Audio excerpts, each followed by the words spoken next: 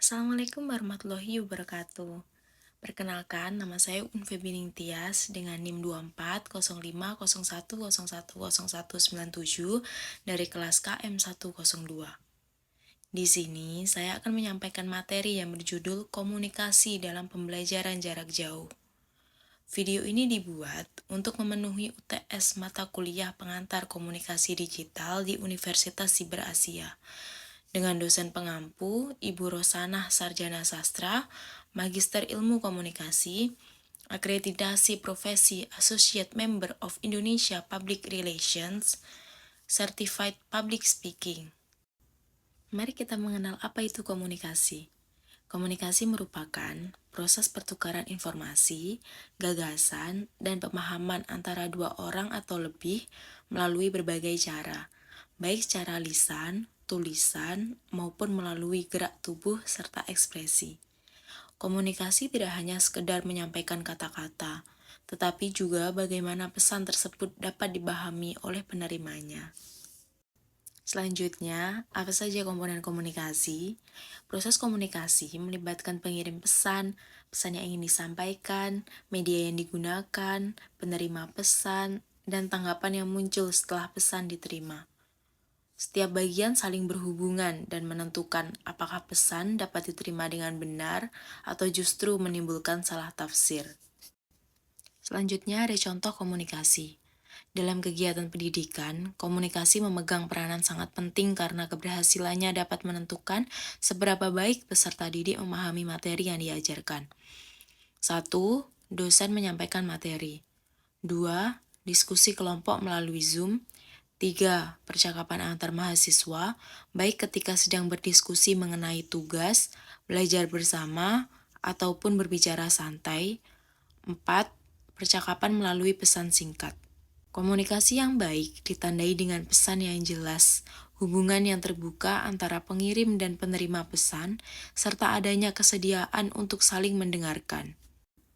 Kemampuan menyesuaikan cara berbicara dengan lawan bicara juga menjadi aspek penting dalam komunikasi. Dalam dunia pendidikan, kemampuan tersebut membuat proses penyampaian materi berjalan lebih lancar dan membantu menciptakan suasana belajar yang nyaman. Selanjutnya ada komunikasi nonverbal. Komunikasi nonverbal merupakan bentuk penyampaian pesan tanpa menggunakan kata-kata, melainkan melalui berbagai isyarat fisik seperti ekspresi wajah, gerakan tangan, postur tubuh, kontak mata, dan intonasi suara. Bentuk komunikasi ini dianggap sebagai komponen yang sangat penting dalam interaksi manusia, karena mampu memberikan makna tambahan yang tidak selalu dapat dijelaskan melalui bahasa lisan. Dalam konteks pendidikan, terutama pada situasi tatap muka, sinyal nonverbal menjadi media yang sangat penting untuk membangun pemahaman antara pengajar dan peserta didik.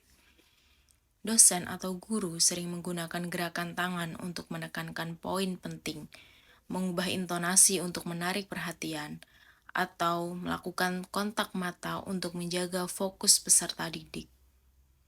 Sinyal-sinyal ini membantu memperjelas materi yang disampaikan dan memberikan petunjuk mengenai hal-hal yang dianggap penting oleh pengajar. Di sisi lain, peserta didik juga memberikan respon nonverbal, seperti arah tatapan mata yang menunjukkan perhatian, postur tubuh yang mencerminkan minat atau kelelahan, serta ekspresi wajah yang menandakan kebingungan. Melalui sinyal tersebut, pendidik dapat menyesuaikan metode penyampaian materi agar proses pembelajaran lebih efektif.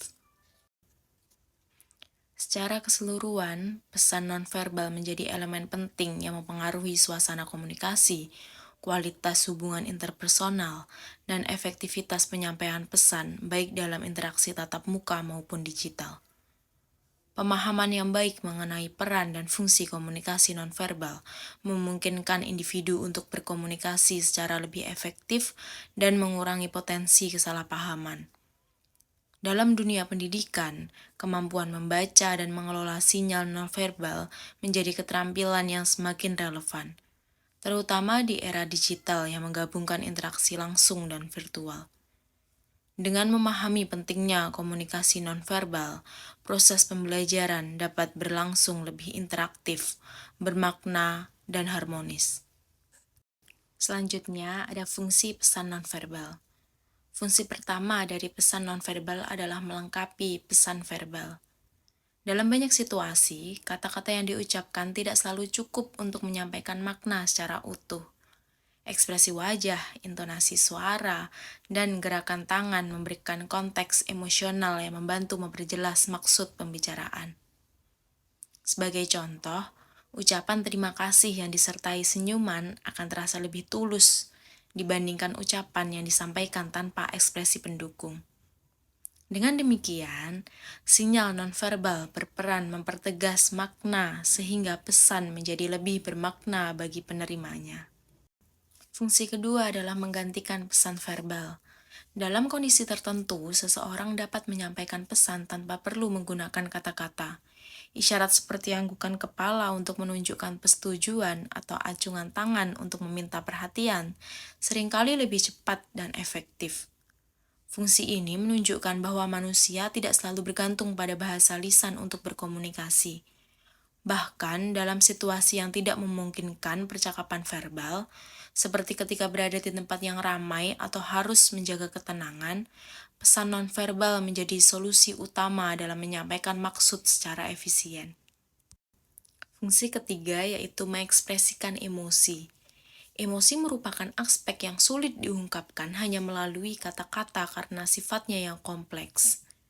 Sinyal nonverbal seperti perubahan ekspresi wajah, gerakan alis, atau penekanan nada suara dapat menunjukkan kebahagiaan, kekecewaan, kemarahan, atau kebingungan dengan lebih jujur. Karena itu, orang seringkali lebih mempercayai pesan nonverbal ketika terjadi ketidaksesuaian antara ucapan dan perilaku. Ketika seseorang mengatakan bahwa ia baik-baik saja, namun menampilkan wajah sedih, penerima pesan cenderung mempercayai ekspresi wajah tersebut daripada kata-katanya. Hal ini menegaskan bahwa pesan nonverbal memiliki tingkat kejujuran yang lebih tinggi dalam menggambarkan kondisi emosional seseorang. Fungsi keempat adalah mengatur alur percakapan. Dalam interaksi sehari-hari, percakapan tidak berlangsung secara acak, tetapi mengikuti pola tertentu yang diatur oleh sinyal nonverbal. Kontak mata yang berubah, gerakan tubuh yang maju atau mundur, serta gestur ringan seperti mengangkat tangan menjadi penanda kapan seseorang ingin berbicara atau memberikan kesempatan kepada orang lain untuk merespons. Tanpa adanya sinyal pengatur ini, percakapan berpotensi menjadi kacau karena tidak ada petunjuk mengenai giliran berbicara. Dengan demikian, pesan nonverbal membantu memastikan percakapan berjalan tertib dan saling menghargai. Fungsi terakhir adalah membangun kedekatan dan hubungan interpersonal. Sinyal nonverbal seperti senyuman, postur tubuh yang terbuka, tatapan yang hangat, dan jarak fisik yang sesuai dapat menciptakan rasa aman dan kepercayaan antara individu. Dalam hubungan sosial maupun profesional, sinyal positif ini dapat meningkatkan kualitas interaksi, memperkuat koneksi emosional, dan menciptakan suasana yang mendukung kerjasama. Sebaliknya, sinyal negatif seperti menghindari tatapan atau menunjukkan postur tubuh tertutup dapat menimbulkan jarak dan hambatan komunikasi. Selanjutnya ada konteks PJJ dan ruang lingkup komunikasi nonverbal. Pembelajaran jarak jauh telah berkembang dari bentuk belajar mandiri dengan modul menjadi interaksi dua arah melalui teknologi, seperti video konferensi, platform pembelajaran, atau obrolan daring. Namun, perpindahan dari ruang fisik ke ruang virtual menimbulkan tantangan besar dalam komunikasi.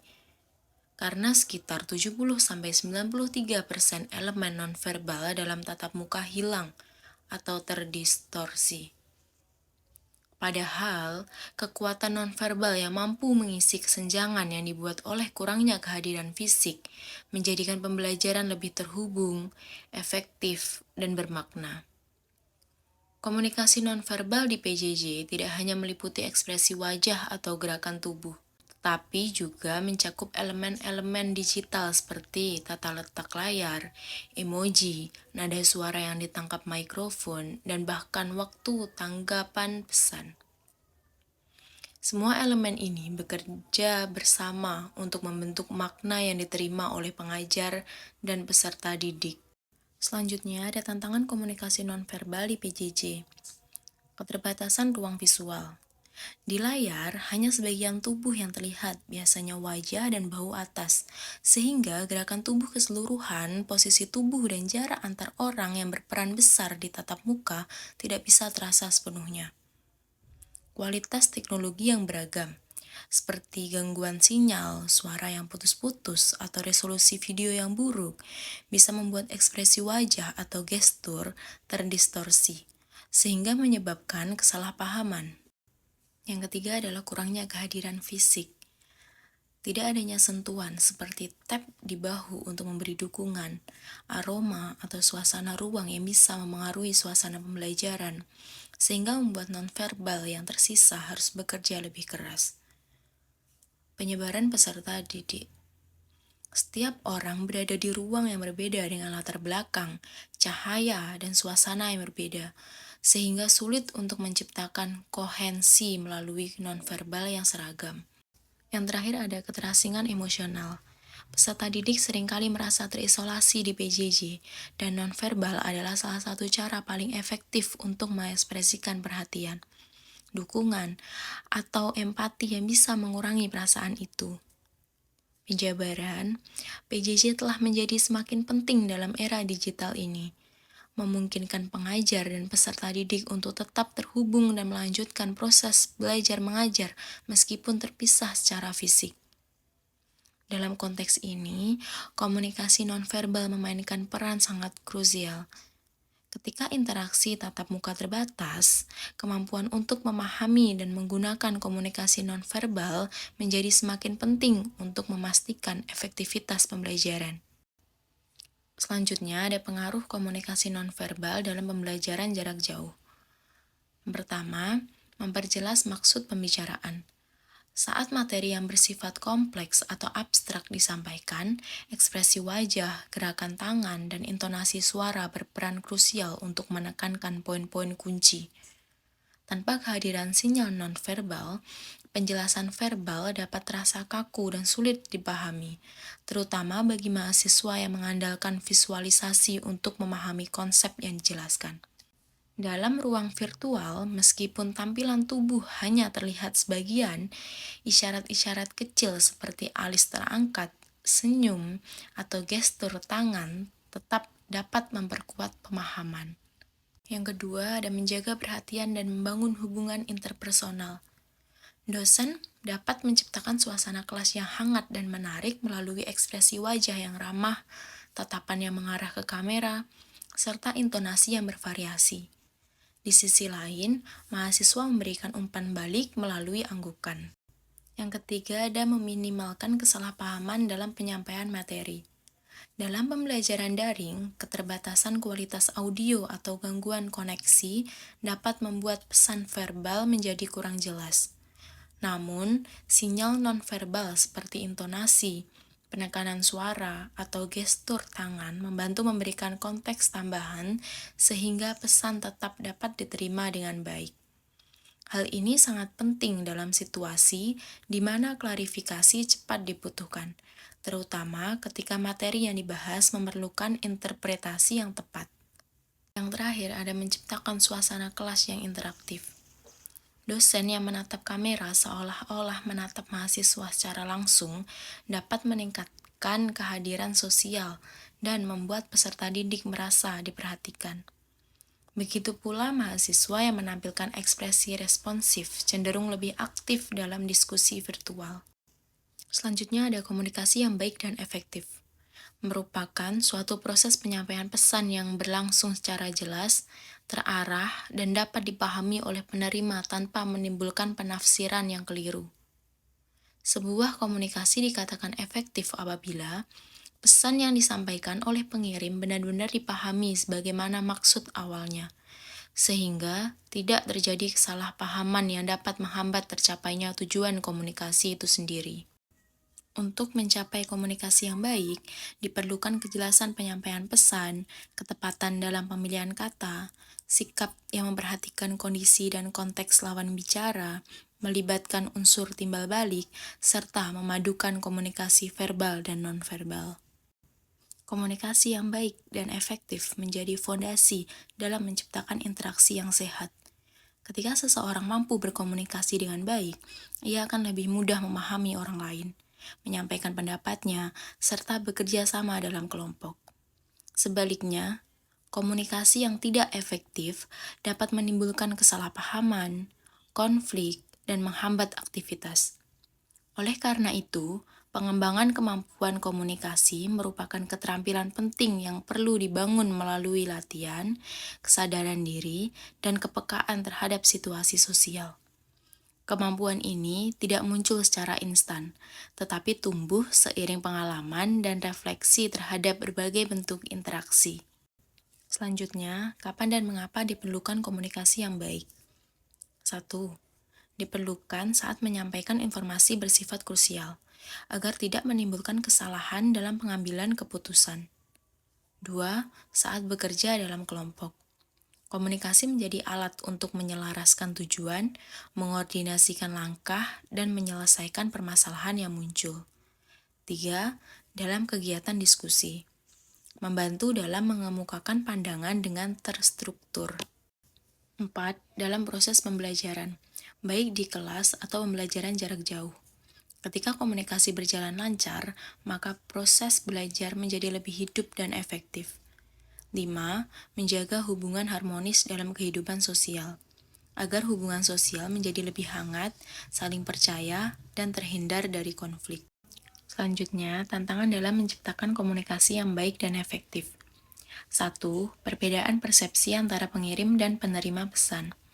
Setiap individu memiliki latar belakang, pengalaman, nilai, dan cara pandang yang berbeda, sehingga pesan yang disampaikan seringkali diinterpretasikan dengan cara yang tidak sesuai dengan maksud awal.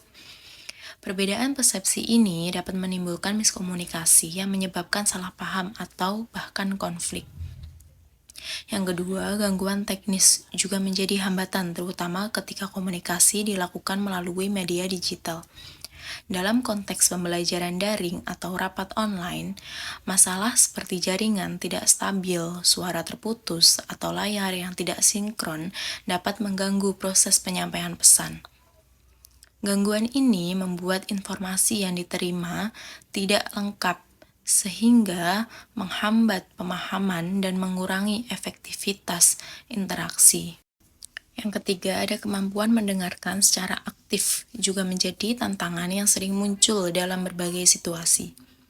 Banyak orang lebih fokus pada apa yang ingin mereka sampaikan daripada berusaha memahami pesan dari lawan bicara. Ketika seseorang tidak mendengarkan dengan baik, ia cenderung melewatkan informasi penting yang akhirnya menyebabkan kesalahan interpretasi. 4. Hambatan bahasa dan budaya.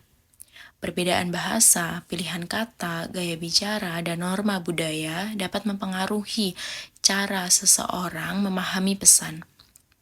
Dalam lingkungan multikultural, seseorang harus lebih berhati-hati dalam menyampaikan pesan agar tidak menyinggung atau membingungkan lawan bicara serta salah penafsiran. 5. Kondisi emosional kedua belah pihak. Ketika seseorang sedang berada dalam tekanan atau emosi tertentu, kemampuan untuk menyampaikan dan menerima pesan dapat menurun. Emosi dapat membuat pesan yang sederhana terdengar lebih tajam atau lebih sensitif daripada maksud sebenarnya. Dari semua materi yang telah saya sampaikan, dapat diambil kesimpulan: 1. Komunikasi yang baik dan efektif berperan penting dalam berbagai aspek kehidupan. 2. Komunikasi yang efektif bergantung pada kemampuan menyampaikan pesan, memahami konteks, memberi umpan balik, serta mengelola unsur verbal dan non-verbal secara tepat. 3. Menciptakan komunikasi yang efektif tidak terlepas dari berbagai tantangan. Sekian presentasi dari saya, semoga materi yang telah saya sampaikan dapat bermanfaat bagi kita semua. Akhir kata, Assalamualaikum warahmatullahi wabarakatuh.